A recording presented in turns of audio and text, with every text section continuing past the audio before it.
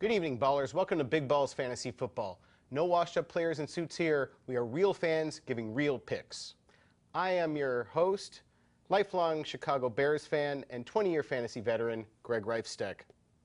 And I am your co-host, Jenilee Borek, also a 10-year fantasy veteran, and my team is who other than the Bears, and together we are the beauty and the beast of fantasy football experts.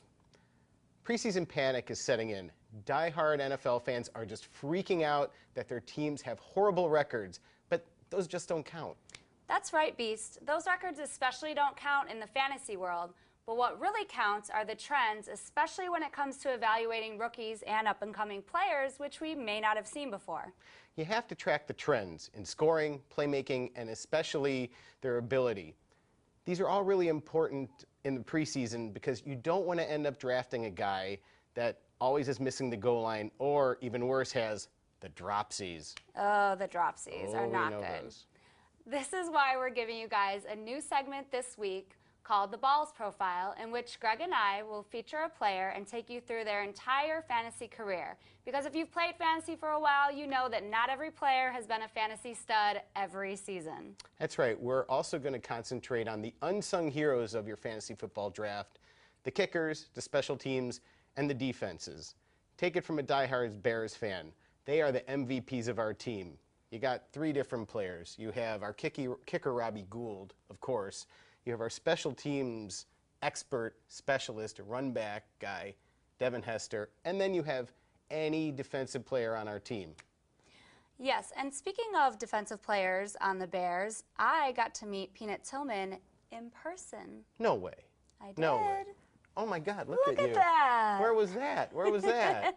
A bar in Chicago. Well, the burbs, but. In the burbs. In the burbs. Nice. Peanut. I love it. I love it.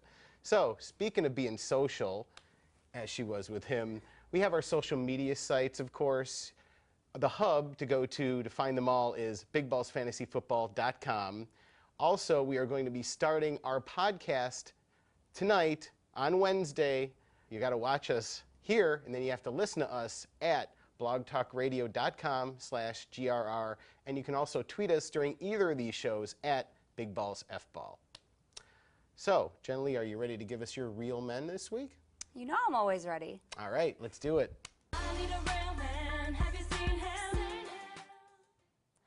So I hope all you ballers out there are having a good week. I have a few real men for you guys. One is a kicker, one's a single defensive player for those of you that are in more advanced leagues, and then my other one is an STD, and I don't mean the kind that Greg might give you ladies. Hey, I'm still here, and she never reported it.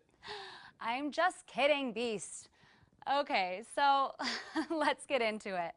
First is kicker Blair Walsh of the Vikings. Last year, he set NFL records going 9 for 9 as a rookie in 50-plus yard field goals. He actually made a total of 10 50-plus yard field goals and 7 from 40 to 49 yarders. So if you guys get those bonus points for 50-plus field goals, he is your guy. Ponder does not get a lot of touchdowns, but he does get the Vikings in field goal range, so Walsh is going to be getting a lot of opportunities. Now, he only missed 3 field goals last year. I know in my league, we minus points for missed field goals, so him only missing 3 is pretty good. He also made a total of 35 field goals. Now let's move on to defenses. This one might not be as obvious as like a San Fran or Seattle defense, but I like the Houston Texans defense. They ranked 4th in fantasy last season.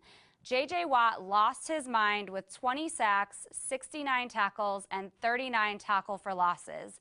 And his goal this year is 20 sacks, 20 tackle for losses, and 20 batted balls. Hope he can get that done. They also picked up Ed Reed in free agency from the Ravens, and even though he's a little bit older, I think he still has a lot in the tank. They're also playing questionable offenses like the Chargers, Titans, Rams, Raiders, and the Jags. So I think they're going to be able to get a lot of interceptions, fumbles, maybe some defensive touchdowns for you guys. Let's make it happen. My defensive player for you guys is cornerback Charles Tillman of the Bears. I had to talk about a Bear, but he's awesome. He is a veteran who is able to make wide receivers like Megatron's job pretty tough. He ranked 3rd in fantasy last year, and the reports are that the peanut punch is still happening in camp. He forced a total of 10 fumbles last year, and unfortunately for us Chicago fans, our defense tends to score more than our offense at times. He scored 3 defensive touchdowns last year. So those are my real men, and now we're going to take it to Greg for him to do beast mode.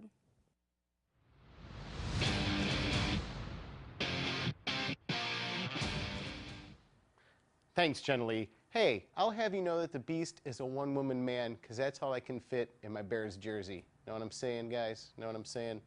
So, joking aside, here are a kicker, a single defensive player, and a special teams defense that ended last season in beast mode and are going to continue to tear up the field, making long kicks, causing fumbles, and just causing basic mayhem all season.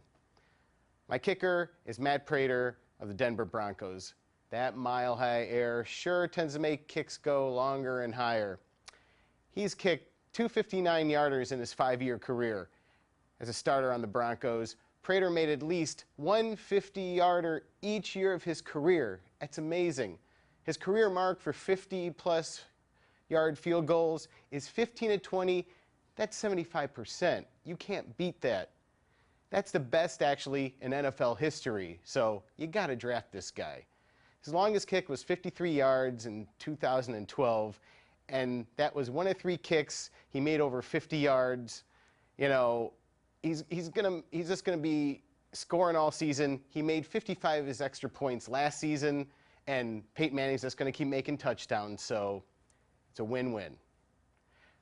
Jenilee didn't take him. I'm gonna tell you to pick him. The Seattle defense. They were a menace to be reckoned with 18 interceptions, 255 yards. You need to fear these guys.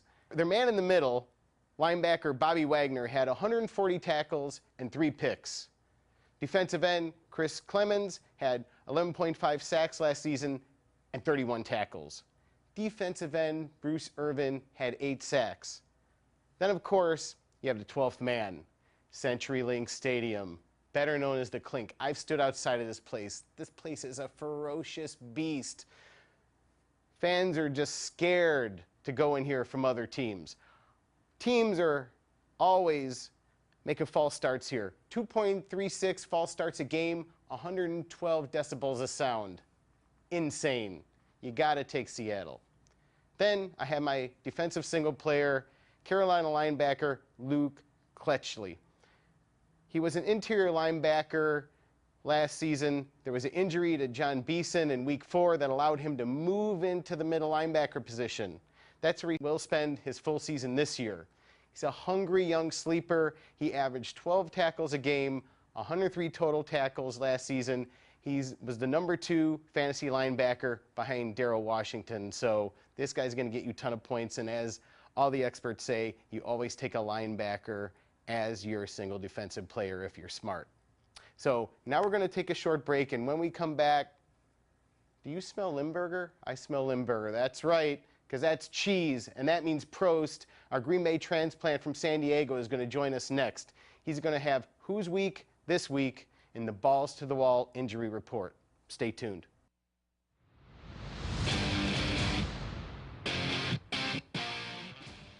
Welcome back to Big Balls Fantasy Football. Players have been dropping quicker than bodies on Game of Thrones in this offseason and OTAs. And then you get to the preseason games and training camp, and I mean, it's just been like The Walking Dead out there, for crying out loud. So to help everyone out with this, we are welcoming Prost to our Big Balls Fantasy Football fan cave from his ugly Packers fan cave in San Diego. Boo! How's it going, Prost?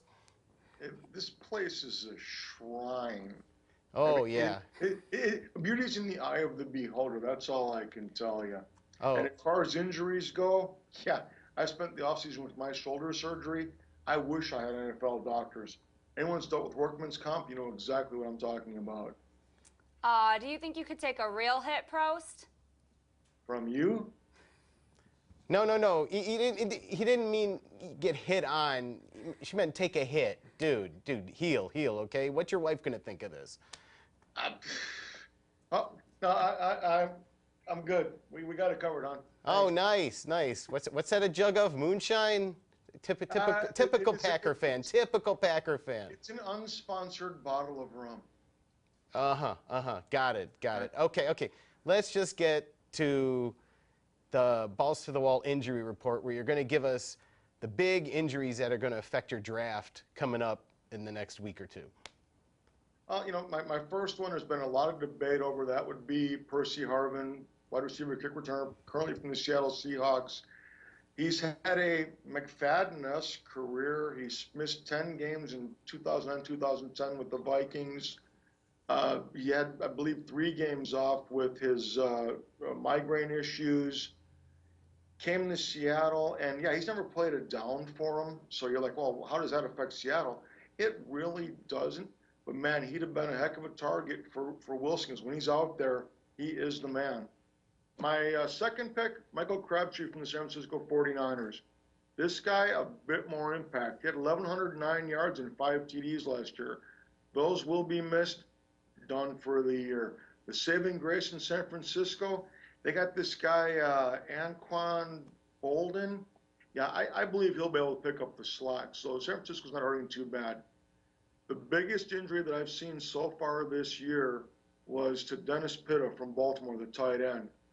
This guy, he was Flacco's go-to short yardage guy. He was a blocking tight end.